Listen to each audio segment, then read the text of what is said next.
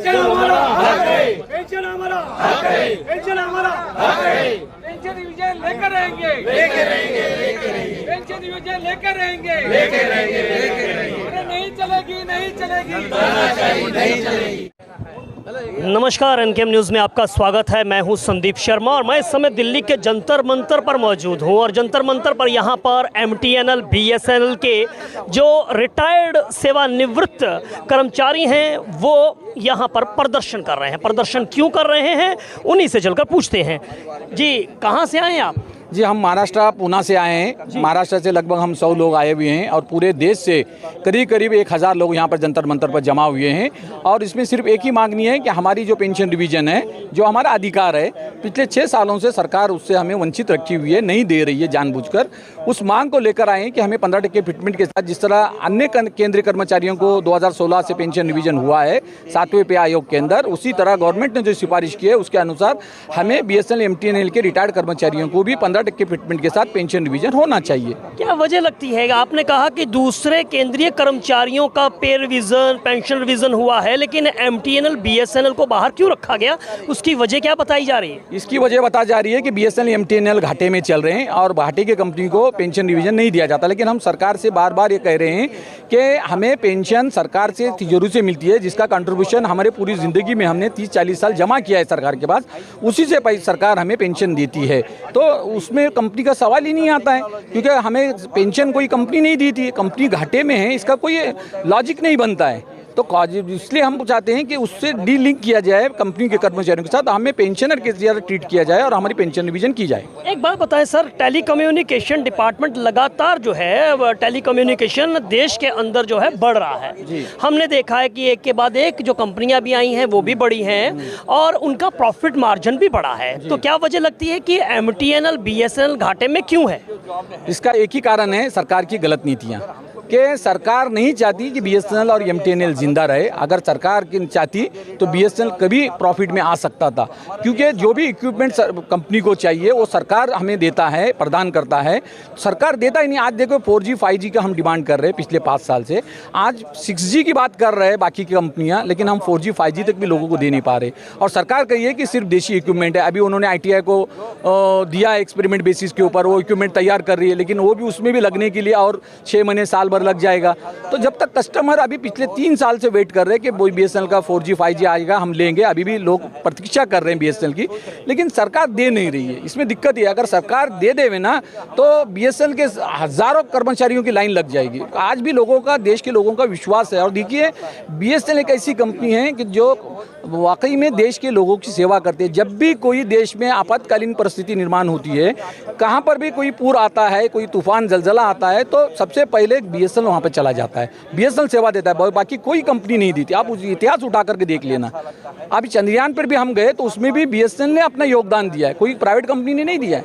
तो इसमें बीएसएनएल का और एमटीएनएल का बहुत बड़ा योगदान है सर। ये सरकारी कंपनी है, सरकार की खुद की कंपनी है, सरकार इसका मालिक है।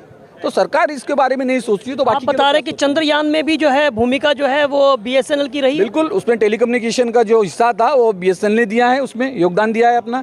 बीएसएनएल ने उसमें प्रोवाइड किया है। हमारे इंजीनियर्स से हमारे पूरी टीम थी बीएसएनएल की, उन्होंने कोई अडानी या अंबानी की कंपनी नहीं आई वहाँ पे चंद्रयान में। उन्हें टेक्निकल टेलीकम्युनिकेशन प्रोवाइड करने के लिए बीएसएनएल ने प्रोवाइड किया है और उसके लिए सरकार ने बाकायदा बीएसएनएल का आभार भी व्यक्त किया है। लेकिन उसके बावजूद भी जो है बीएसएनएल के कर्मचारियों को उससे वंचित रखा जाए। एक वक्त था जब पूरे देश में जो है एमटीएनएल या बीएसएनएल ही जो है वो सर्विस प्रोवाइड किया करती थी।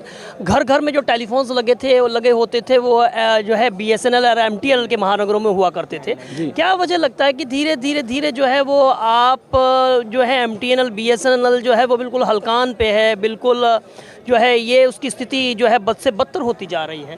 क्या सरकार को इस मुद्दे पर सरकार गंभीर नहीं है? सरकार सिर्फ गंभीर इस मुद्दे पर है कि उनके जो दोस्त है, उनके जो मित्र है, वो कैसे और अब्जीपति बनेंगे। क्योंकि सरकार को भी पता है कि अगर बीएसएनएल एमटीएनएल अगर ये वापस फिर से आप खड़ा हो जाते हैं, क्योंकि ये आज भी संघर्ष कर रहे हैं जिंदा रहने के लिए।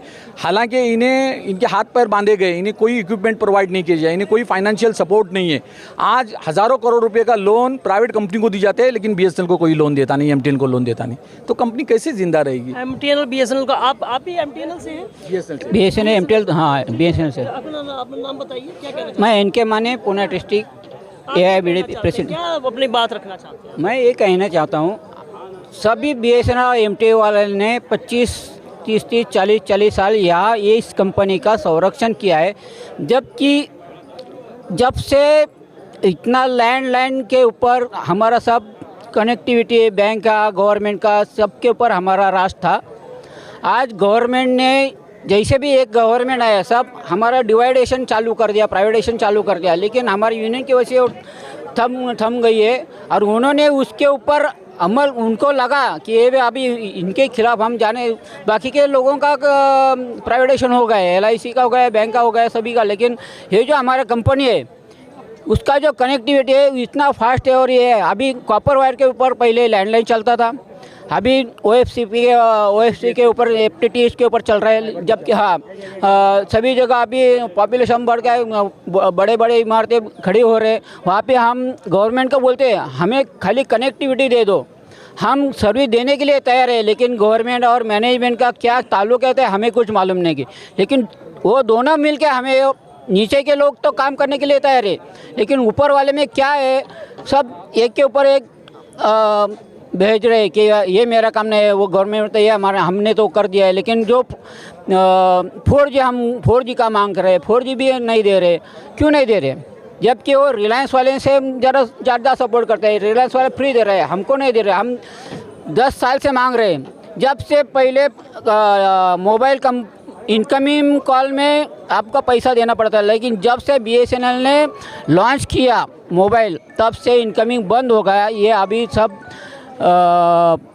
पब्लिक को मालूम हो गया है।